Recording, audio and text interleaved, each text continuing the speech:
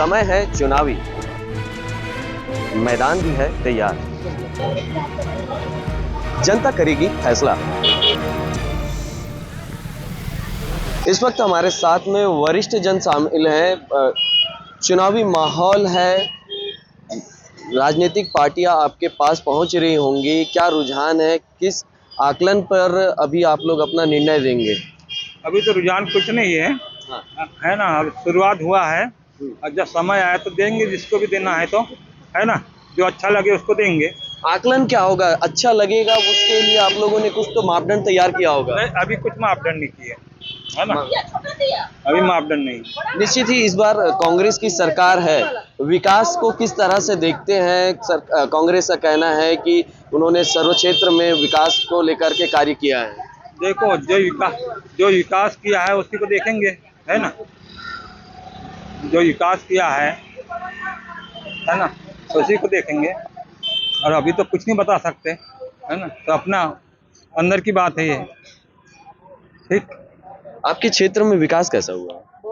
विकास तो अच्छा है, उतना भी नहीं है लेकिन ठीक ही है।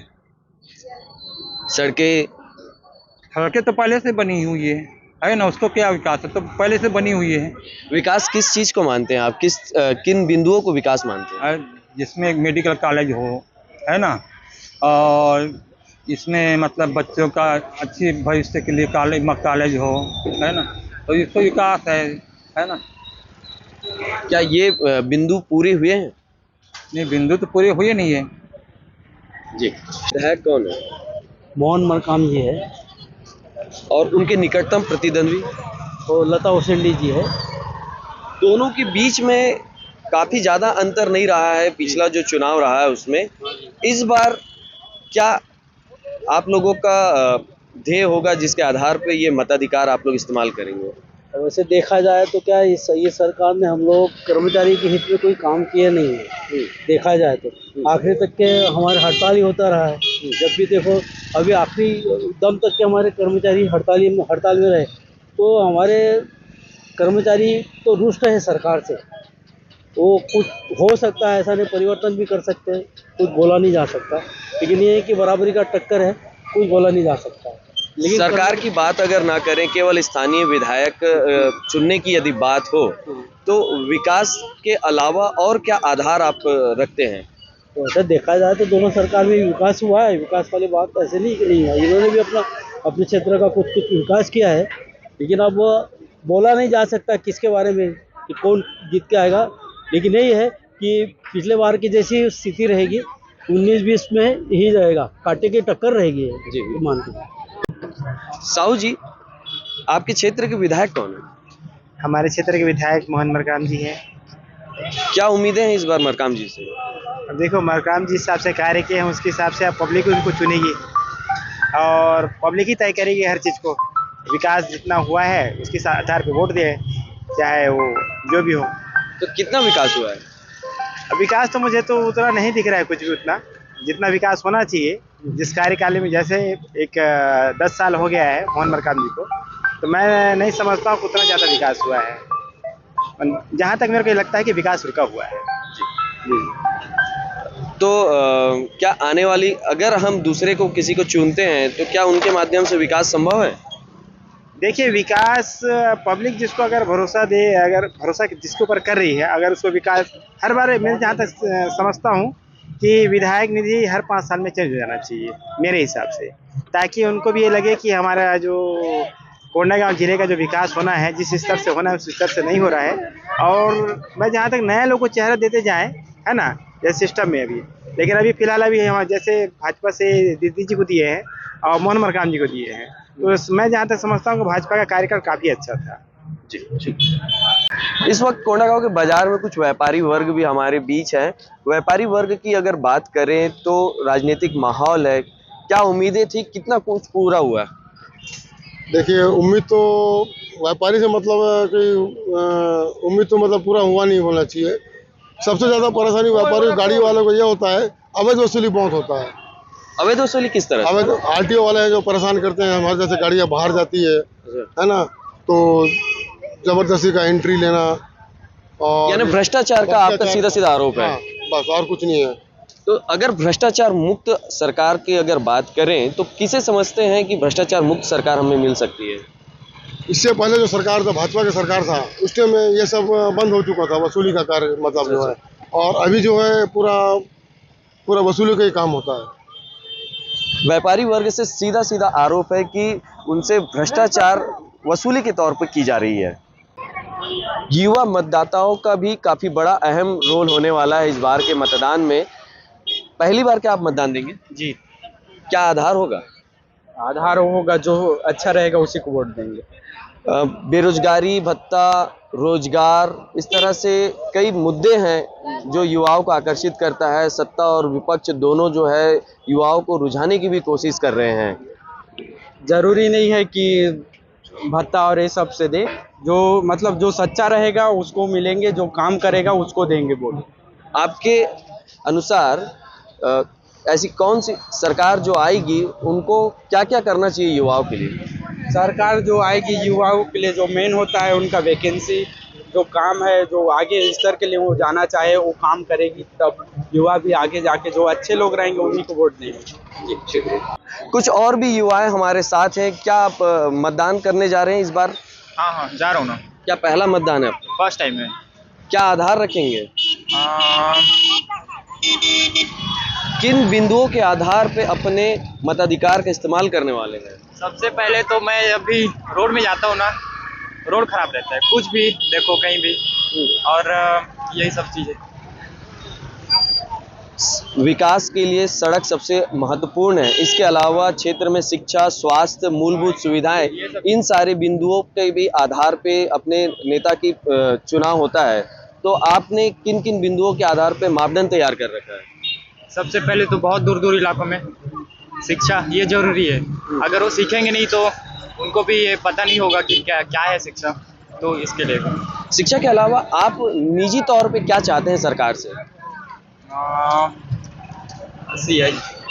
क्या रोजगार या सुरक्षित भविष्य को लेकर के आप लोग नहीं चाहते? हाँ, ये तो चाहता हूँ, सबको रोजगार की जरूरत है क्योंकि इतने सारे लोग बेरोजगार हैं। जी, शुक्रिया। देखिए, जो भी समीकरण बनेगा तो सामने ही आएगा। बहुत कुछ लोग मरकाम जी से हैं और लता मैडम भी तो पहले हार चुकी हैं, फिर भी देखिए होता क्या है। वैसे मरकाम जी का इस बार थोड़ा सा कठिन लग रहा है, यहाँ संघर्ष करना पड़ेगा उनको। यदि विकास की बातें करें तो क्षेत्र में कौन सी ऐसी विकास होनी चाहिए कि जो अब तक नहीं हो पाया? विकास के बारे में बोलें तो मेन तो है अब ये बाईपास वाला जो अभी तक हुआ ही नहीं है ना। बाईपास रहता तो कम से कम यहाँ दबाव कम रहता, रोड में तो एक्सीडेंटल चांस कम बनते, तो वो मेन है एक तो। बाकी स्वास्थ्य सुविधा वगैरह तो सब ठीक ही चल रहा है अभी, स्कूल वगैरह का भी ठीक है, पढ़ाई लिखाई का ठीक है, बिजली पानी का भी ठीक है, अभी मेन वही है। बिजली बिल हाफ का बात करेगी कांग्रेस सरकार, तो आपको इसका फायदा मिला? उसमें उतना कोई फर्क नहीं पड़ा है, क्योंकि हाफ करके उधर रेट बढ़ा दिए हैं तो कुल मिला के वहीं आ जाता है। दर बढ़ा दिए हैं तो वो रेट वहीं आ रहा है, कुल मिला के हाफ में उतना फायदा नहीं। बात करें तो चुनाव सर पर है, कुछ ही दिन में मतदान होना है। कद्दावर नेता कांग्रेस के और भाजपा के फिर से एक बार आमने सामने हैं। किस तरह से देखते हैं इस समय को? अच्छा है, चुनाव हो रहा है, अच्छी बात है, होना भी चाहिए। नहीं, अच्छा है वैसे लोकतंत्र के लिए चुनाव होना, और उससे क्या होगा, हमारा जो गांव का है, हमारे विधानसभा का है, उसमें जो विकास का कार्य है फिर से रफ्तार पकड़ेगा। क्या कुछ विकास होने चाहिए थे जिसमें कोंडागांव पिछड़ा हुआ महसूस करते हैं? उस दिशा में देखा जाए तो है काफ़ी कुछ, कोंडागांव को और बेहतर होना था इस विकास के काम में।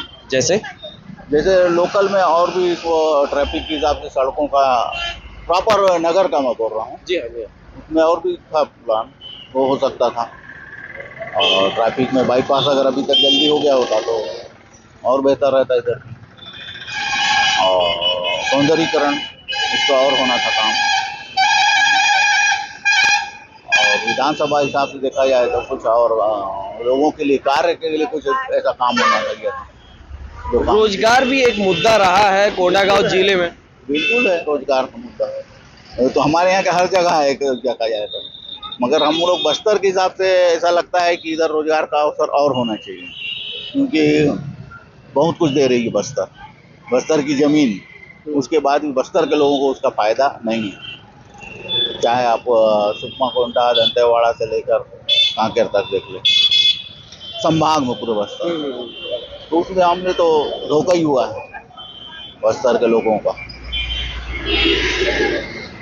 रोजगार के अलावा कोंडागांव क्षेत्र जो है वो शिल्प क्षेत्र के तौर पे जाना जाता है, तो क्या इनके लिए विकास होने चाहिए थे?